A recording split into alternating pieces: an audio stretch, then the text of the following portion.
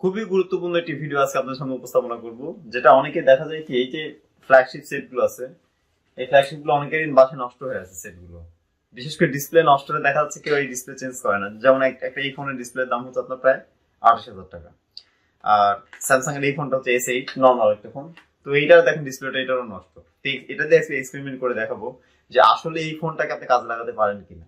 কিন্তু আপনারা এই জন্য করেন কি, অনেকে দেখতেছি দারাজ থেকে বা বিভিন্ন ওয়েবসাইট থেকে আপনারা এই জাতীয় কেবল কিনছেন যে HDMI টু টাইপ সি, কিন্তু আসলে এই কেবলটা কোনো কাজে আসছে না। এই কেবলটা কিন্তু অনেক, প্রায় আপনার এই কেবলটা কিনতে গেলে 700 টাকার মতো খরচ পড়ে যাচ্ছে, 700 সামথিং এর মতো। তো এই কেবল অনেকে কিনছেন কিন্তু এটা ব্যবহার জানেন না। তো আমি আজকে সঠিক নিয়মের ব্যবহারটা আপনাদেরকে দেখাই দিব, যার ফলে আপনারা নষ্ট ফোনগুলা, ডিসপ্লে যেগুলো নষ্ট সেগুলো আপনারা প্রপারলি কাজে লাগাতে পারবেন। তো আমরা স্ক্রিনে চলে যাচ্ছি। HDMI থেকে টাইপ সি যে অপশনটা রয়েছে সেটা আমি দেখাবো না। এই কারণে দেখাবো না যে এটা কোনো কাজের না তেমন, কারণ এটাতে হয় কি মোবাইলের চার্জটা খুব দ্রুত শেষ হয়ে যায়, ফলে এই টেলিভিশন থেকে দেখা যাচ্ছে কি এটার আপনার আউটপুটটা নিতে গেলে ওই চার্জটা দ্রুত শেষ হয়ে যায়, কিন্তু এটার তেমন কাজেও না। মানে আমার এই ভিজিএ পোর্টে ইন করা আছে। তো আমি প্রথমত দেখতে পাচ্ছেন ভিউয়ার্স, HDMI ইনপুটে আমি এটা প্লাগ ইন করলাম। ওকে, ডিসপ্লে নষ্ট। এই ডিসপ্লে নষ্ট ফোন কি অবস্থা আছে আমি জানি না, আমি কেবলটা লাগাই দিলাম। এখানে রেসপন্স করতে মোটামুটি সময় লাগার কথা 5 থেকে 7 সেকেন্ড সময় লাগে, অনেক সময় এরকম সময় লাগে। দেখেন ভিউয়ার্স, ডিসপ্লেটা চলে আসছে।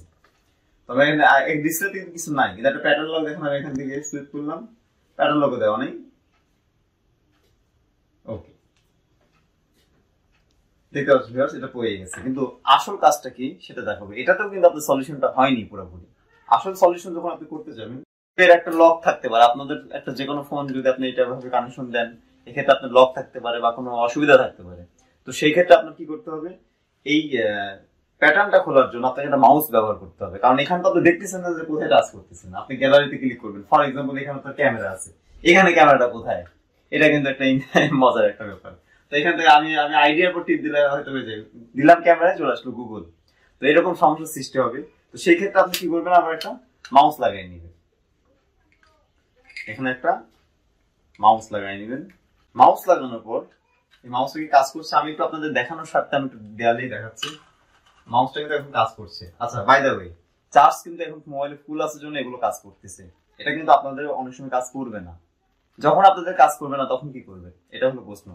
তখন আপনারা দুইটা অপশন আছে, আমি দুইটা অপশনই দেখাই দিচ্ছি। তাতে কি হবে, আপনাদের ফোনটা দীর্ঘ সময় ইউজ করবেন, পিসি আপনার মনিটরে চার্জও ফুলবে না এবং মাউস সবই কাজ করবে। অনেক ডিসপ্লে না আসতে পারে, কারণ এখানে অফ স্ক্রিনে অনেক কিছু কিন্তু আপনি অ্যাক্সেস করতে পারছেন না। তো সেই ক্ষেত্রে আমি একটা সলিউশন দিব, ওয়্যারলেস চার্জার।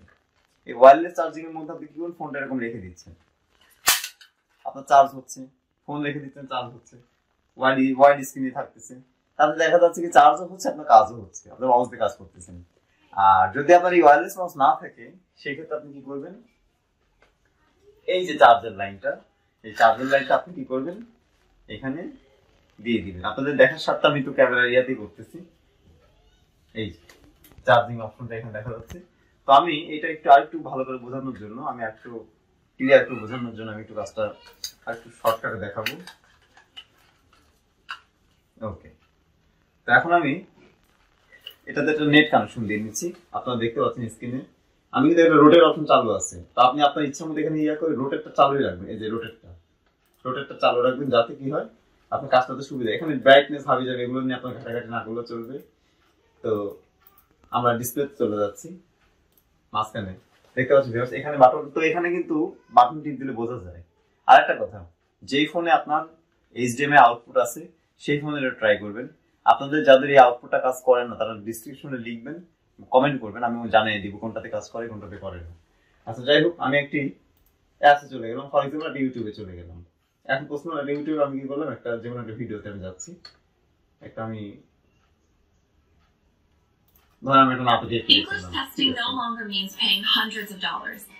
সাউন্ড অফ করে দিচ্ছি, কপিরাইট ইস্যু থাকতে পারে, সাউন্ড আমি এখানে পোস্ট করে দিলাম।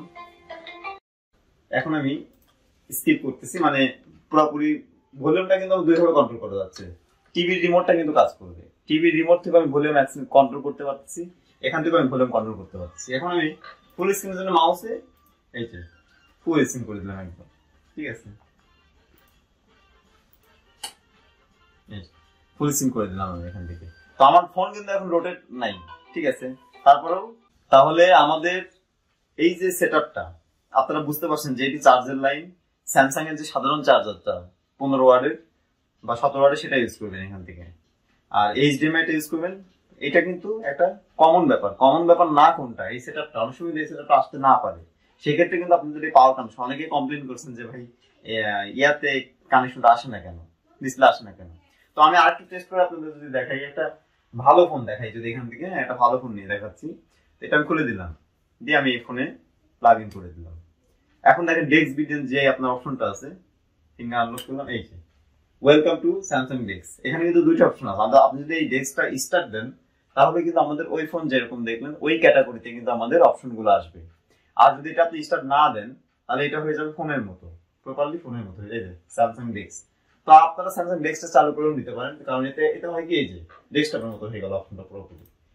তো এই ডেস্কটপের মতো যদি করতে চান তাহলে ফোন কিন্তু ফোনের মতো রয়েছে, ফোন একরকম ভাবে অ্যাক্সেস করতেছেন, আপনি আলাদাভাবে ফোনটা অ্যাক্সেস করতেছেন, আর পিসি আপনার মনিটরটাকে আপনি মাউসের মতো কম্পিউটারের মতো ইউজ করতেছেন।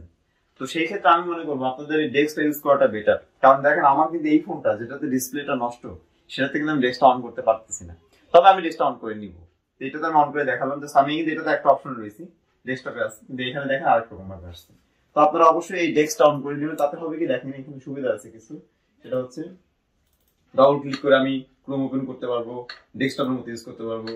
আবার এখান থেকে সবচেয়ে মজার ব্যাপার হচ্ছে প্রত্যেকটা ডেস্কটপের মতো আসে, ফুল স্ক্রিন, এই যে স্ক্রিন ছোট করতেছি, এখান থেকে মিনিমাইজ করতেছি, এটা এখন পিসির মতো মিনিমাইজ হয়ে গেল, আবার ওপেন করলাম, মানে পুরো ব্যাপারটাই মানে একদম পিসি, মানে এটা একদম মানে বলতে গেলে মোবাইল না, কিন্তু এটা একদম পিসি হয়ে গেছে। এই জন্য আপনারা ডেস্কটা অন করে নেবেন। কিন্তু দেখেন এই ফোনে কিন্তু আমাদের ডেস্কটা অন করা নাই, এই ফোনে আমাদের ডেস্কটা অন করা নাই। কানেকশন দেখেন পেতে কিন্তু সময় লাগবে কিছুটা, এই যে। তো এটা তো আমরা অন করে নিব, জাস্ট প্লে স্টোর থেকে সফটওয়্যারটা নামিয়ে নিলে এটা আপনার মাঝখানে টিক দিলাম, এই যে এরকম যদি মাউস কাজ না করার সমস্যা থাকে, এই যে মাউসের কাজ করতেছে না, যদি এরকম কখনো হয় আপনাদের, তাহলে কি করবেন, জাস্ট পাওয়ারটা, আপনাদের সামনে সমস্যাটা হলে সলিউশনটা আমি দিতে সুবিধা হয়, পাওয়ারটা জাস্ট টান দিয়ে খুলে দিবেন, চার্জিং কেবলটা দেখেন, চার্জিং কেবলটা খুলে দিবেন, দিয়ে আবার কি করবেন, চার্জিং কেবলটা লাগাই দিবেন। এখন দেখেন এই যে মাউস কাজ করতেছে, পুরো ব্যাপারটা কিন্তু আমি ডিটেইলি বোঝানোর চেষ্টা করলাম। আশা করি ভালো থাকবেন। নেক্সট কিরকম ভিডিও চান আমাদেরকে জানাবেন।